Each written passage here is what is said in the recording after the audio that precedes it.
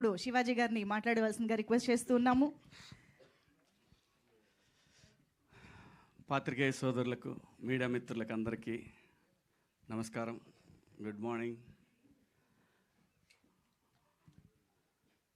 సాంప్రదాయని సుప్పిని శుద్ధపూసని ఈ కథ విన్నప్పుడు నాకు బాగా అనిపించి ఈటీవీకి పంపించాను విన్ వాళ్ళకి. సో వాళ్ళందరికీ కూడా నచ్చి ఈ ప్రాజెక్ట్ నాకు అప్పచెప్పారు. సో ఈటీవీతో అనుబంధం అనేది నాకు ఇప్పుడు కాదు, ఆ కంపెనీలో నేను గడిచిన 25 సంవత్సరాల్లో 30 సంవత్సరాల్లో ఒక 5-6 సినిమాలు చేశాను. లాంగ్ రిలేషన్ ఇది, ఒక సినిమాతోనో లేదంటే ఒక ఈవెంట్తోనో పోయేది కాదు. ఎస్పెషల్లీ నా రిలేషన్ విత్ బాపినీడి గారు, నేను ఈరోజు మీ ముందు మళ్ళీ కనపడటానికి కారణమే ఆయన.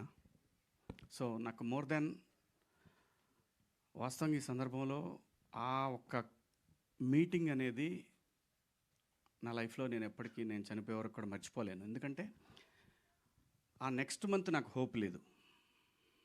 అంటే హోప్ లేదంటే హైదరాబాద్లో బతకాలంటే చాలా డబ్బులు కావాలి. అలాంటి పరిస్థితుల్లో సరే అక్కడి నుంచి నడపాలంటే, బండి నడపాలంటే కష్టమైన పనే.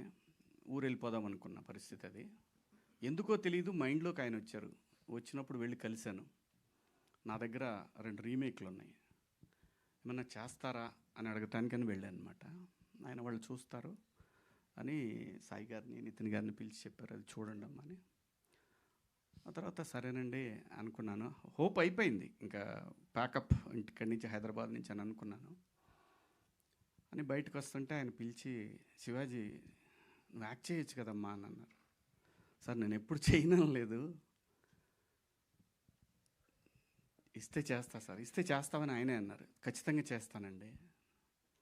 సరే అమ్మా అన్నారు. బట్ అక్కడి నుంచి బయటకు వచ్చిన తర్వాత 1 అవర్కి బిగ్ బాస్ ఆఫర్ వచ్చింది. కానీ నేను ముందు అక్కడ మాట ఇచ్చాను కదా అని నేను వాళ్ళకేం చెప్పలేదు బిగ్ బాస్కి. కానీ వీళ్ళకి చెప్పాను. చెప్తే వీళ్ళు అప్పటికే 90s, సారీ అక్కడ వచ్చిన తర్వాత ఎప్పటికో నాకు వీళ్ళు 90s పంపించారు ఒక 1-2 months తర్వాత. సరే చేస్తానని చెప్పాను. చేస్తానని చెప్పిన తర్వాత బిగ్ బాస్ ఆఫర్ వచ్చింది. కానీ బిగ్ బాస్ ఆఫర్ వస్తే నేను, మనవాడు ఉన్నాడు కదా, తనకి చెప్పాను నేను ఇప్పుడు చేయలేను, 2 ఒకేసారి. రఘు చెప్పాడు 2 ఒకేసారి అయిపోతున్నాయి. రఘు అయినా ఒకసారి చెప్తాను నేనని బాపినీడి గారికి, నితిన్ గారికి చెప్పాను, సాయి గారికి చెప్పలేదు. చెప్తే బాపినీడి గారు అన్నారు వీళ్ళతోటి చేయమను, అది కూడా యాక్సెప్ట్ చేయమను, దాని పరిస్థితిని బట్టి చేద్దాం మనం అని చెప్పి కరెక్ట్గా 1 monthలో నా పార్ట్ పూర్తి చేసి పంపించారనమాట. అలా లైఫ్లో ఏ పాయింట్ ఎక్కడ మనకి అవకాశాన్ని ఇస్తుందో తెలియని సందర్భంలో లిటరల్గా, ఎందుకంటే ఏదన్నా నేను చెప్పేసే మనిషిని. సో నాకు ఆ పరిస్థితుల్లో నేను ఫ్యామిలీని రన్ చేసే పరిస్థితి కాదు. ఊళ్ళో ప్రాపర్టీలు ఉన్నాయి, కానీ ఆ పరిస్థితి కాని సందర్భంలో నాకు ఈటీవీ బాపినీడి గారు, ఆ సంస్థ నాకు అవకాశం ఇచ్చి మళ్ళీ ఈరోజు మీ అందరి ముందు నిలబడటానికి కారణమైంది. అది ఎప్పటికీ మనం పోయే మన లాస్ట్ బ్రెత్ వరకు కూడా మనం మర్చిపోలేనటువంటి నేను ఒక సంఘటన అది.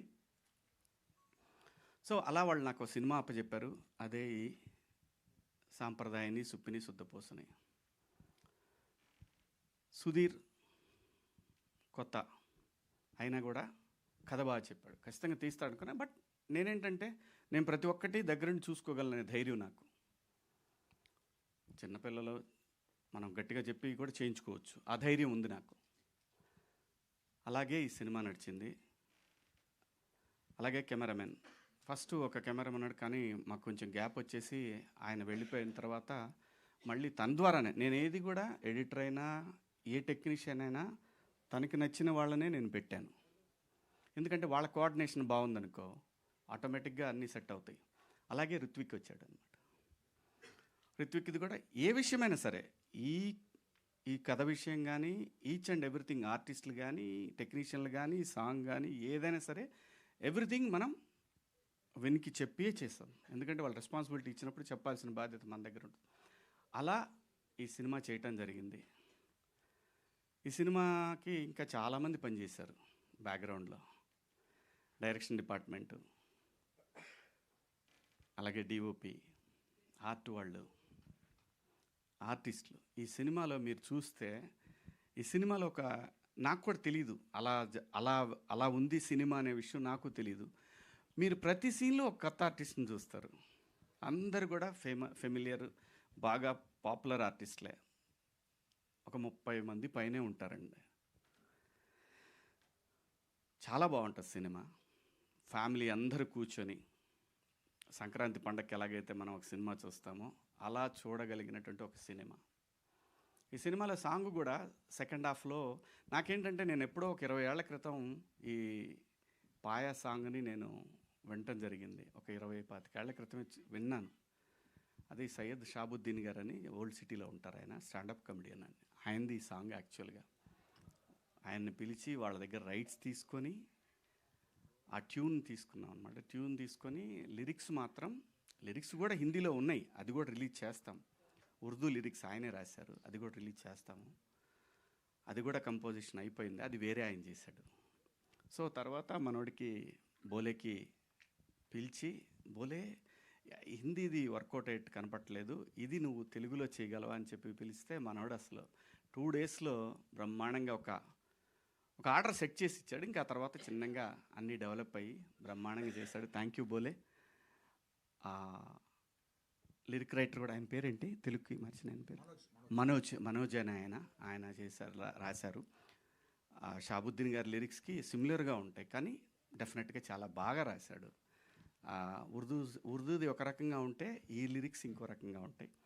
అందరూ చాలా ఎవరిని ఏం అడిగినా సరే ప్రతి ఒక్కళ్ళు కూడా రైట్ ఫ్రమ్ డిఓపి. తను ఆల్బమ్స్ చేసేవాడు బాలీవుడ్లో, అలాగే ఇన్స్టిట్యూట్ నుంచి వచ్చాడు తను. జనరల్గా ఇన్స్టిట్యూట్ వాళ్ళు అంటేనే కొంచెం అంతా ఓ పద్ధతిగా సెటప్ ఉంటుంది. మనకేం అలవాటు అయి ఉంటుంది, పెట్టు తీసేయని చెప్తాం. ఆ చిన్న వాళ్ళు ఏంటంటే కుర్రాళ్ళు కదా, ఏంటి అర్థం వరుస పెట్టి తీసేయమంటాడు ఏంటి, లైటింగ్ టైం వేయడానికి చిరంజీవి గారి సినిమానా ఇదే, శివాజీ సినిమా అనేవ్వండి నేను. అది అలాగే ఎడిటర్ మనోజ్ గారు కానివ్వండి, మా డైరెక్షన్ డిపార్ట్మెంటు శివ, మావాడు విక్రమ్, అలాగే మా డిఓపి డిపార్ట్మెంట్లో చాలామంది ఉన్నారు, మాధవ, సమిత్, సాయి, అందరూ కూడా అంతా యంగ్స్టర్స్ నాలాగే, నాకన్నా ఎక్కువ కొంచెం చిన్నాళ్ళు, నాకు వాళ్ళకి పెద్ద డిఫరెన్స్ ఉండదు. ఇందాక లయ అంటుంది, నేను ఎంగే లయ, మనం పోయే వరకు మనం ఎంగే, ఇది మాత్రం గుర్తుపెట్టుకో. అలాగే ఈ సినిమాలో రఘుబాబు గారు ఉన్నారు, పృథ్వీ గారు ఉన్నారు, అలీ గారు, చమ్మక్ చంద్ర, ధన్రాజ్, అలాగే నేను తమ్ముడు మీ ముందే ఉన్నాడు ప్రిన్స్. నిజంగా చెప్తున్నాను, చాలా బెస్ట్ యాక్టర్ ప్రిన్స్. చాలా డిఫరెంట్ షేడ్స్ ఉన్నాయి తనలో. ఈ సినిమా ద్వారా మీరు ఇంకొక రకమైన ప్రిన్స్ని చూస్తారు. అద్భుతంగా చేశాడు, మంచి ఆర్టిస్టు. ఇలా చెప్పుకుంటూ చాలామంది ఉన్నారు. చమ్మక్ చంద్ర ఉన్నాడు, రాకెట్ రాఘవ, చిత్రం సీను, ఇమ్మాన్యుయల్,